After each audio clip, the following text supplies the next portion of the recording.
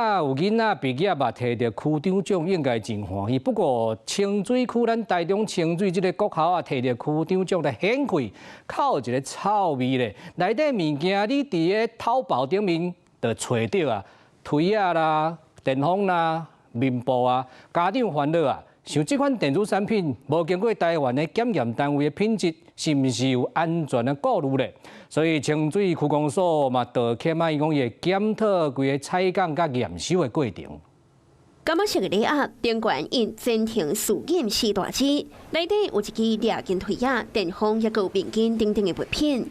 詳細看阿麥外包裝有簡體字，閣較含的是阿麥內底推壓臭毛毛。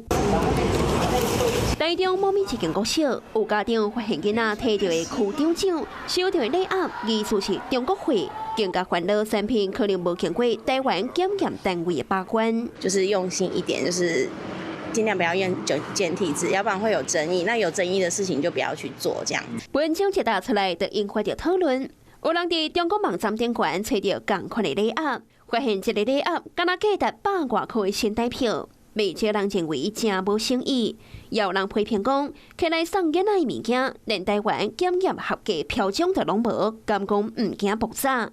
因為電風阿嬤頂管有屬於中國安全的3C 認證，也毋過並無代表有符合台灣經濟部標準檢驗局的安全規範。未來在辦理相關的獎勵品採購的時候，將優先評估具有繁體中文標示、MIT 以及品質穩定、符合學生使用需求的品項。家長強調，禮物的價值唔是重點，希望公家單位所送的獎品會當做好安全的把關。